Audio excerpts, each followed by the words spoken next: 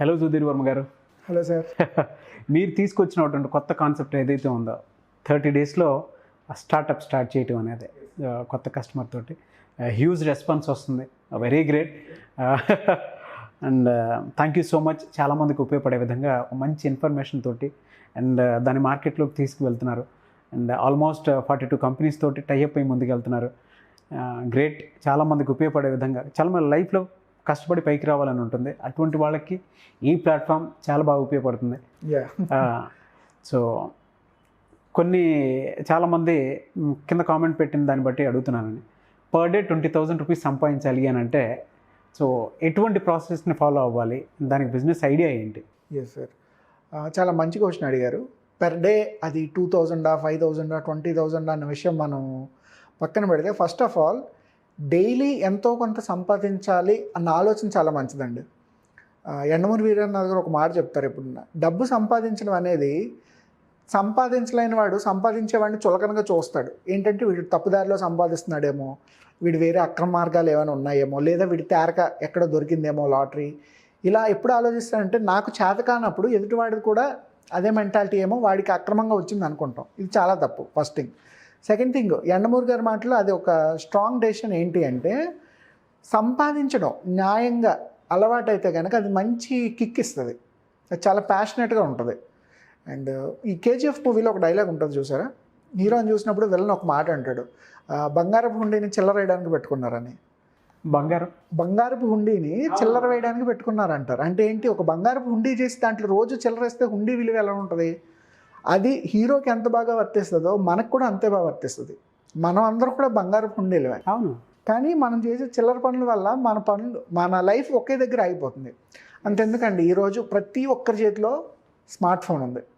Smart phone value ఎంత? 20,000కి 30,000కి తక్కువ లేకుండా ఏ స్మార్ట్ ఫోన్ లేదు. కనీసం 15,000 ఉంటుంది కదా. అవును, మినిమం.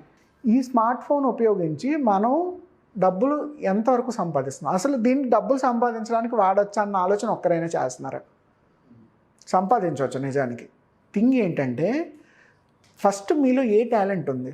మీరు బాగా పాటలు పాడతారా, బాగా పెయింటింగ్ చేస్తారా, డ్యాన్స్ బాగా చేస్తారా, లేదా కవితలు రాస్తారా, లేదా పక్క వాళ్ళకి మెంటరింగ్ చేస్తారా, మీకు ఇంగ్లీష్ బాగా మాట్లాడటం వచ్చా, లేదా తెలుగే చాలా చక్కగా మాట్లాడడం వచ్చా? ఇవాళ తెలుగు క్లాసులు కూడా బాగా డిమాండ్ ఉంది వరల్డ్ వైడ్గా. ఫస్ట్ మీ స్కిల్ ఏంటో ఐడెంటిఫై చేసుకోవాలి ఎప్పుడు కూడాను. ఆ స్కిల్ని ఐడెంటిఫై చేసి నేను ఎందులో స్ట్రాంగ్, నేను ఏ రకంగా ఎలివేట్ అవ్వగలను, నా స్కిల్స్ ఎవరికి ఉపయోగపడతాయి అని ముందు మిమ్మల్ని మీరు ఐడెంటిఫై చేసి దానికి కావాల్సిన బేసిక్ బ్రాండింగ్. ఇప్పుడు మన వెబ్సైట్ కూడా వెంటనే ఓపెన్ చేయాల్సిన పని లేదు. సోషల్ మీడియాలో చిన్న పేజ్ ఉంటే సరిపోతుంది. ఇన్స్టాగ్రామ్లోనో ఫేస్బుక్లోనో ఒక పేజ్ ఓపెన్ చేసి మీరు చేసే వర్క్ని కన్సిస్టెంట్గా అప్లోడ్ చేయండి. రోజుకు ఒక వీడియో అప్లోడ్ చేయండి, లేదా రోజుకు ఒక పోస్ట్ అప్లోడ్ చేయండి. మీరు ఏ వర్క్ చేస్తారో చేస్తున్న కొద్దీ మీకు ఫాలోవర్స్ పెరుగుతారు. అంతేనా? ఈరోజు ఇన్స్టాగ్రామ్లో ఇంతమంది ఫాలోవర్స్ ఉన్నారు చాలామందికి. ఎలా వచ్చారు? వాళ్ళు చేసే పని నచ్చబట్టి. అవును. ఇప్పుడు మనం ఫుట్బాల్ క్రిస్టియానో రొనాల్డో మ్యాచ్ ఎందుకు చూస్తాం? కన్సిస్టెంట్గా ఎప్పటి నుంచో ఆడుతున్నాడు, సక్సెస్ రేట్ ఎక్కువ ఉంది, ఆడే విధానం చాలా బాగుంటుందని. వేరొకరికి ఎందుకు లేదంటే అది ఓన్లీ ఒక సక్సెస్ రేట్, ఎందుకంటే కన్సిస్టెంట్గా ఆడుతున్నాడు. సచిన్ టెండూల్కర్కి ఎందుకు ఎక్కువ మంది ఫ్యాన్స్ ఉన్నారు, ధోనికి ఎక్కువ మంది ఫ్యాన్స్ ఉన్నారు? వాళ్ళకి మనకున్న డిఫరెన్స్ ఏంటి? ధోని ఏ ఫ్యామిలీ బ్యాక్గ్రౌండ్ నుంచి వచ్చాడు? చాలా నార్మల్గా వచ్చాడు. క్రిస్టియానో రొనాల్డో ఎక్కడి నుంచి వచ్చాడు? చాలా నార్మల్గా వచ్చాడు కదా. వాళ్ళు ఆ స్టేజ్కి వెళ్ళిపోయారు, మనం వెళ్ళలేదు. కారణం ఏంటంటే వాడి స్కిల్ వాడు ఐడెంటిఫై చేశాడు. ఒకడు ఫుట్బాల్ బాగా ఆడతాడు, ఒకడు క్రికెట్ బాగా ఆడతాడు. మనం గల్లీ క్రికెట్లో ఆడతాం, కానీ నెక్స్ట్ లెవెల్కి వెళ్ళాలని మాత్రం అనుకునే వాళ్ళకి కొన్ని ఛాలెంజెస్ ఉంటాయి. సో మీ స్కిల్ ఏంటో ఐడెంటిఫై చేయాలి ఎప్పుడు. First thing. సెకండ్ థింగ్, ఆ స్కిల్ని ఐడెంటిఫై చేస్తూ కన్సిస్టెంట్గా మనల్ని మనం ప్రమోట్ చేసుకోవాలి. ఈ రోజున్న మనకి సోషల్ మీడియాతో అడ్వాంటేజ్ ఏంటంటే, ఇంతకు ముందులాగా మనం ప్రెస్ పబ్లిసిటీ ఇచ్చుకోవాల్సిన పని లేదు, మీడియాలో వచ్చి మనల్ని కవర్ చేయాల్సిన పని లేదు. మనల్ని మనం ప్రమోట్ చేసుకోవడానికి నెంబర్ ఆఫ్ ప్లాట్ఫామ్స్ ఉన్నాయి సోషల్ మీడియాలో. యూట్యూబ్ ఉంది, ఫేస్బుక్ ఉంది, ఇన్స్టాగ్రామ్ ఉంది, పింట్రెస్ట్ ఉన్నాయి, ట్విట్టర్ ఉన్నాయి, అన్నీ వాడుకోవచ్చు. ఈ కన్సిస్టెన్సీ పెరుగుతున్న కొద్దీ వీడియోస్ ప్రమోట్ చేసి, లేదా మన టెక్స్టో పోస్టర్సో ప్రమోట్ చేస్తున్న కొద్దీ మనకు కొంతమంది ఫాలోవర్స్ వస్తారు. ఈ ఫాలోవర్స్ మెల్లగా క్వశ్చన్స్ అడగడం స్టార్ట్ చేస్తారు మీ కంటెంట్కి. మీరు బాగా డాన్స్ చేసిన వీడియోలు పెట్టారనుకోండి, ఎవరో అడుగుతారు, అన్న నేను డాన్స్ నేర్చుకుంటాను నీ దగ్గర అని. లేదా మీరు బాగా పాటలు పాడడం మొదలు పెట్టారనుకోండి, అన్న మాకు క్లాసెస్ చెప్తారా, మేము మ్యూజిక్ నేర్చుకుంటామని. చేస్తున్న కొద్దీ నెంబర్ ఆఫ్ పీపుల్ పెరుగుతారు. రోజుకి 10 మంది, నెలకు 30 మంది వచ్చారనుకోండి, ఒక 10,000 20,000 మనిషి దగ్గర తీర్చుకోవచ్చు, లేదా 5,000 తీసుకోవచ్చు, 2,000 తీసుకోవచ్చు. ఇది ఎంత అనేది పక్కన పెడితే ఫస్ట్ మనల్ని మనం సెల్ చేసుకుంటున్నావా లేదా, మనల్ని మనం ప్రమోట్ చేసుకుంటున్నామా లేదా, మిమ్మల్ని మీరు సెల్ చేసుకోగలిగితే, ప్రమోట్ చేసుకోగలిగితే రోజుకి 20,000 కాదు, ₹1,00,000 కూడా తీయచ్చు.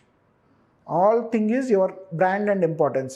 మీరు అవెంజర్స్ మూవీ చూసే ఉంటారు. అవెంజర్స్లో గ్రూట్ అనే ఒక క్యారెక్టర్ ఉంటుంది. ఆ గ్రూట్ అనే క్యారెక్టర్కి ఒక హాలీవుడ్ సెలబ్రిటీ డబ్బింగ్ చెప్పారు. ఆ గ్రూట్కి ఒకే ఒక్క డైలాగ్ ఉంటుంది అన్ని సిరీస్లోని, ఐ ఆమ్ గ్రూట్. అది చెప్పింది ఎవరు? Win diesel, fast and furious hero win diesel. ఆ సినిమాకి ఓన్లీ ఐ ఆమ్ గ్రూట్ అన్నందుకు ఆయనకి $400 million ఇచ్చారు. ఎందుకు? ఇంపార్టెన్స్. తనకున్న క్రేజ్, తనకున్న ఇంపార్టెన్స్. ఎందుకు? ఈవెన్ చాలా పాపులర్ యానిమేషన్ మూవీస్ అందరికీ కూడా top class celebrities like heroes, heroines, popular ఫిగర్సే డబ్బింగ్ చెప్తాయి యానిమేషన్ క్యారెక్టర్స్ అన్నిటికీ కూడా. ఎందుకంటే వాళ్ళకున్న ఇంపార్టెన్స్ అది. సో నా బ్రాండ్ వాల్యూ పెరిగిందంటే నేను ఏం చెప్పినా జరుగుతుంది, నా వాల్యూ పెరుగుతుంది ఆటోమేటిక్గా మార్కెట్లో. సో ముందు నా ఇంపార్టెన్స్ పెరగాలి, నా స్కిల్ ఏంటో నలుగురికి తెలియాలి. తెలిసినప్పుడు నేను ₹1,00,000 అడిగినా ఇస్తారు, 10 లక్షలు అడిగినా ఇస్తారు. సో ముందు మనల్ని మనం అప్లిఫ్ట్ చేసుకోవాలి. సో ఈ కన్సిస్టెన్సీ, డైలీ ఒక 10 కస్టమర్స్తో మాట్లాడుతున్నారు, ఒక కన్సల్టేషన్కి ₹1000 తీసుకోండి, మీకు ఏదో బాగొచ్చు, మీకు పక్క వాళ్ళకి అడ్వైస్ చేయడం బాగొచ్చు, లేదా మీకు పెయింటింగ్ నేర్పించడం బాగొచ్చు. ఒక 2 days వర్క్షాప్ కండక్ట్ చేయండి, ఒక 2,000 తీసుకోండి, 20 members 30 members అయ్యారంటే ఒక 40,000 వచ్చినట్టే కదా. సో ఇలాగా మన ఇన్కమ్ని మనం పెంచుకోవచ్చు. థింగ్ ఏంటంటే మన గోల్డ్ ఏదో మనం ఐడెంటిఫై చేయాలి. మన గోల్డ్ ఏదో ఐడెంటిఫై చేస్తే ఆ గోల్డ్ని ఎదుటి వాళ్ళకి అమ్మగలం. అమ్మినప్పుడు మీరు ఎంత రేట్ అయిందో అంత ఇస్తారు. అది గోల్డా, డైమండా, ప్లాటినం అనేది మన చేతుల్లో ఉంది. లేదు నేను సాలిడ్గా ఐరన్ లాగా, స్టీల్ లాగా ఇక్కడే ఉండిపోతాను, లేదా వుడ్ లాగా ఎందుకు పనికి రాకుండా ఉండిపోతానంటే ఇక్కడే ఉంటాం. Uplift your self, cell your self ఎప్పుడు కూడా. ఎస్. సో మనల్ని మనం సెల్ చేసుకునే ప్రాసెస్లో చాలా ప్లాట్ఫామ్స్ ఉన్నాయి. ఆ ప్లాట్ఫామ్స్లో మనం ఎగ్జాక్ట్లీ అండి సెల్ చేసుకోవచ్చు. ఓకే, అది ఏ రకమైనటువంటి ఐడియాస్తో అయినా సరే. ఏ రకమైన ఐడియా అంటే అది ఫస్ట్ ఆఫ్ ఆల్ సొసైటీకి కొంత యూస్ఫుల్ అయ్యి ఉండాలి. సెకండ్ థింగ్ ఏంటి అంటే అది మార్కెట్లో దానికి చిన్న డిమాండ్ కూడా ఉండాలి. ఇప్పుడు చాలామంది టిక్టాక్ స్టార్లు ఉన్నారు, ఇన్స్టాగ్రామ్ స్టార్లు ఉన్నారు. వాళ్ళేంటి రోజుకో రీల్ చేసి పెడతారు. ఈ రీల్ వల్ల ఎంతమందికి ఉపయోగం అంటే చెప్పలేం. బట్ అందులో చాలామంది సినిమా డైరెక్టర్లు ఉంటున్నారు, స్టోరీ రైటర్స్ ఉన్నారు, యాంకర్స్ ఉంటున్నారు, డాన్సర్స్ ఉన్నారు, నిజంగానే సింగర్స్ ఉన్నారు. వీళ్ళు ఏం చేస్తున్నారు? వీళ్ళకి యూజ్ అవుతుంది అది. ఎందుకంటే వీళ్ళు వాళ్ళ టాలెంట్ని చూపిస్తే ఎక్కడో దగ్గర అవకాశాలు సంపాదిస్తారు. నాకు ఏ టాలెంట్ లేదు, ఊరికే రోజుకొక ఇన్స్టాగ్రామ్ రీల్ చేస్తారు, దానివల్ల ఎవరికి ఉపయోగం లేదు.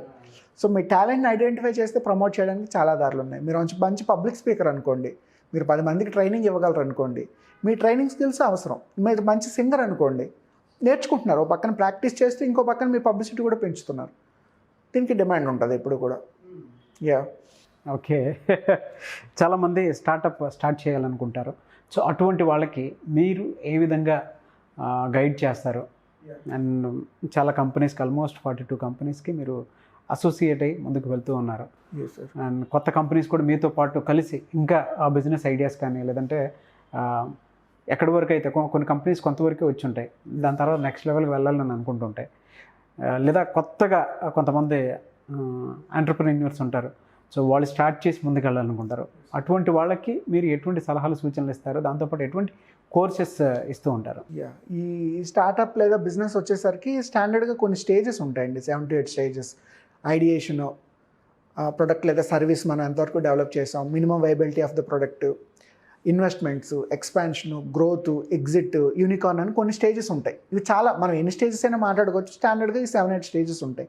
అయితే వీటి గురించి అందరికీ తెలియదు. ఎందుకంటే ఏ స్టేజ్లో ఇన్వెస్టర్ని తీసుకురావాలి, ఏ స్టేజ్లో ఇన్వెస్టర్ని ఎగ్జిట్ చేయాలి, లేదా మనం ప్రాఫిట్స్ తీసుకొని మన కంపెనీ నుంచి ఎప్పుడు ఎగ్జిట్ అయిపోవాలి, లేదా స్కోప్ బాగుంది, మన బిజినెస్ని ఏ టైంలో ఎక్స్పాండ్ చేయాలి వేరే కంట్రీస్కి లేదా అక్రాస్ ఇండియా, చాలా స్టెప్స్ ఉంటాయన్నమాట. సో ఇది ఏంటంటే సింగిల్ టైమ్గా మనం 1 day 2 dayలో కవర్ చేయలేము దీన్ని.